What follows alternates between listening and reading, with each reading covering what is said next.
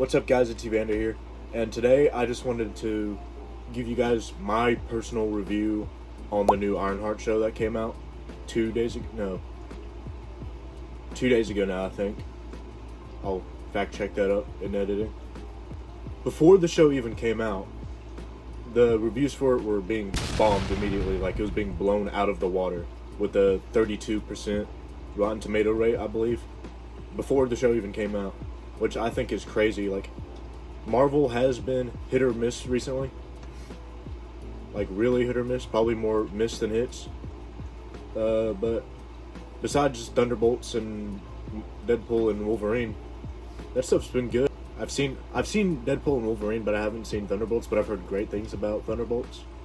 Now, coming into the show, I try to keep a positive mindset because, I was born in 2008, and Iron Man was my favorite, superhero movie for, a long time. I loved Iron Man. I loved Robert Downey Jr.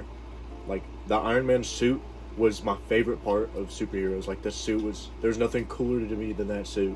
But because of Marvel's, recent, just tons and tons of misses over and over again, I did have a little doubt in the show.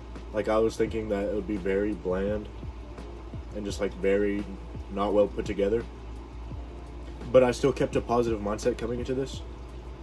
So it takes place 5 months after Wakanda Forever, which I didn't think that movie was very good. That was the main reason why that I wasn't looking forward to watching Ironheart.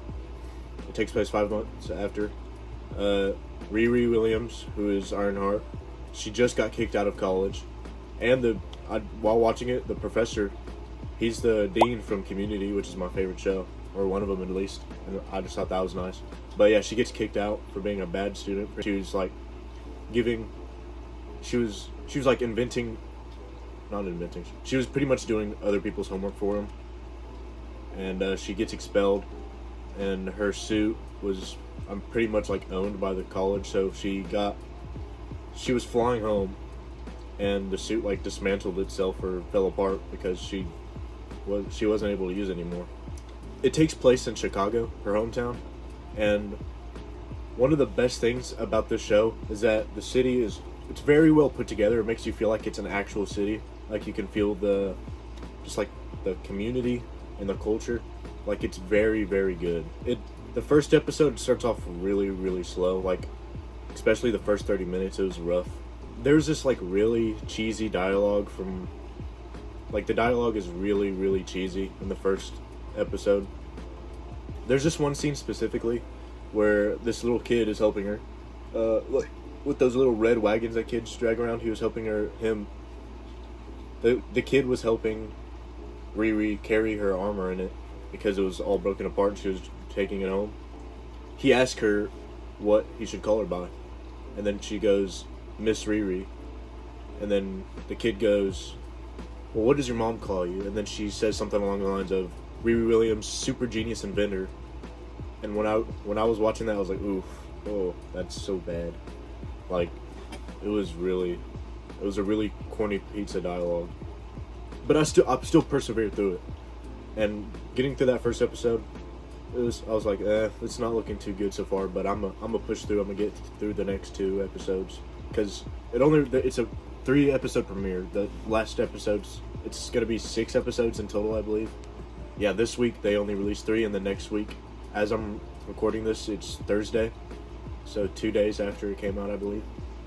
So yeah, I watched these episodes last night, and I woke up. It's right now 8:37, and if you're wondering why I'm dressed up so nice, I'm going somewhere today. And yeah, I'm not entirely business mode yet. I haven't tucked in my shirt, and I still have Crocs on with my Sesame Street socks. I don't know. I got Grover. I don't know if you can see it, but yeah. But anyways, before I went off on a tangent, episode 2. Oh wait, let me go back. At the end of episode 1, she kind of gets recruited to this guy comes up to her in a junk shop, and he gives Riri a business card, and then going on to episode 2, I believe, is when she comes to meet this group. She gets on the elevator to the second floor to meet up with them, and it's like a saw trap pretty much. Like there's a gas filling up the elevator and she has to escape in a certain time. But it was just a test to see if she was better than their current hacker, because they were recruiting her. Because this group, these are like low level, or not low level, but like washed up criminals. The group of criminals, I like them a lot. The actors are very good. The acting in the show it's fairly good. Like I haven't really noticed anything. I was like, oh, that's not very good acting. But yeah, because she was evicted from college, or not evicted, since she was expelled from college, she needed money to pay for her suit and stuff. So the leader of this group, who is the Hood, he gets like magical powers from this hood that he wears, and he like pretty much gives her like a lot of money, like a little bribe, to join the team, because she didn't want to, because they're criminals obviously, but she still joined the team. And the show is basically her trying to balance out her home life with her mom. She moves back in, and there's like a little bit of tension that gets resolved, obviously, because she hasn't answered any of her calls. And she, throughout the show, she struggles with like PTSD pretty much, because as a kid she lost her stepfather and childhood best friend, in a drive-by, and it's hard for her. And she's like making this new AI, and she has like these two wires on the side of her head, to her temples pretty much, and to render this AI, and the AI turns into her best friend that died during the shooting as a kid. And I forget what her name is, but I'll put it in the video after editing. It's like lifelike. Like it's like almost perfect, no flaws. Like it's almost like she's actually there in front of her. And she doesn't take it very well, obviously, because it's her best friend that died when she was a kid. It's very traumatic, but she's trying to push through that. And moving back onto the criminal thing, a lot of people were like, man, why is she a criminal? No one wants to watch this. She's supposed to be a superhero. I thought it's very unique, because not a lot of things do that. Like Ant-Man did it. Scott Lang, he's a criminal. He stole the Ant-Man suit from the Pym, like the original Ant-Man, and he used it to commit crimes. But then he turned good. I just think it's very unique. It adds more. It makes the story more interesting, a little more spicy. And then on her first job, she's required to bring her Iron Man suit, because that's pretty much what the crew wants her for, because she's smart to be their hacker, and because she's got an Iron Man suit, or not an Iron Man suit, but like an iron flying suit. So they tell her that she needs to bring that.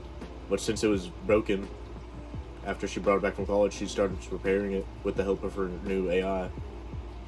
And they look for a black market dealer for technology that she's looking for, and they come to this guy who he's like kind of awkwardish. He's a little strange.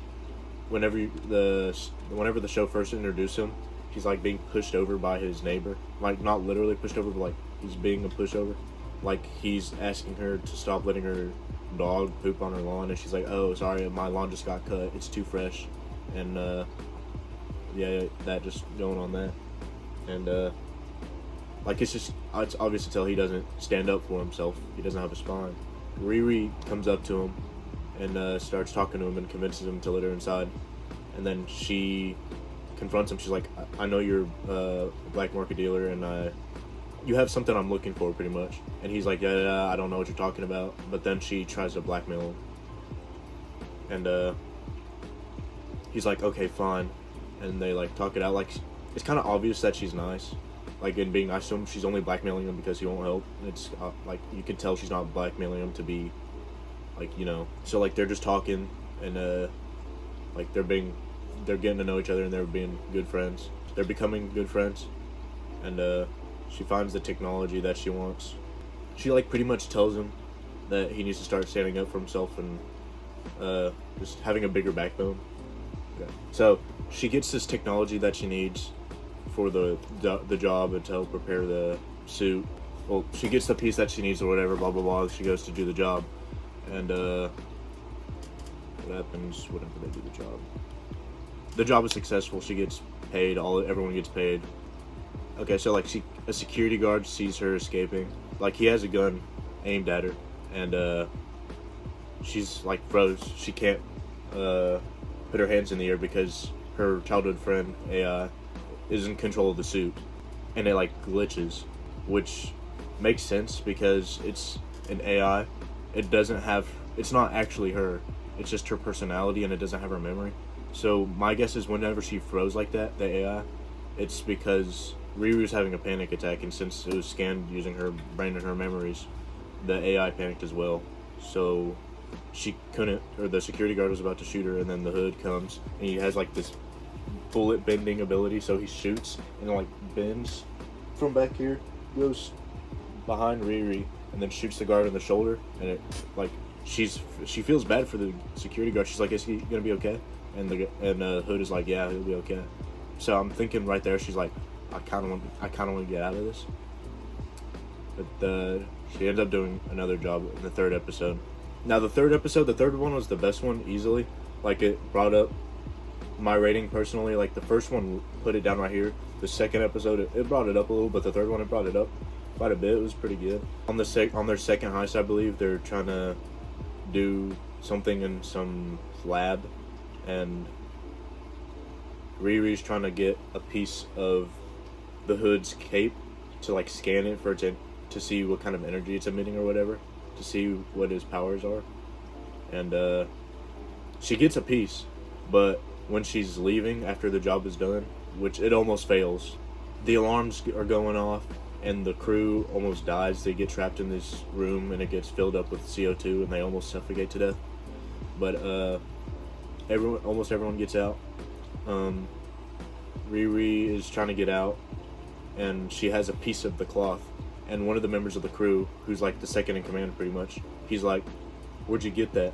And they start fighting and stuff, and they get trapped in the room, and the room starts filling up with CO2, and then the AI comes in. It's controlling the suit, like I said earlier, and it opens the door and it puts Riri inside so she can breathe, and then it just flies off and locks the door behind it. So the second in command dies, and nobody knows it but her. So whenever she's escaping, she meets up with the crew, and the leader, the hood, he's like, "Where is I think his name was Jack." He's like, "Where's Jack? I need you to go look for him." And so she flies off and scans the building, and she locks on to Jack's body. I'm just keep calling him Jack, even if that's not his name. I don't remember. But she scans onto him, and she like he's strapped in one of the rooms. I'm sorry, he's dead, and then he dies. And then spoilers, but in the end, the hood is like in a room. He's like, "Why did I got these powers to protect my friends and family or whatever? Why did yada yada yada? Why did this happen? This wasn't supposed to happen." And then a shadow comes out, and like I'm thinking it's Mephisto because he does some like hypnosis on him, and it's Jack like suffocating right in front of him.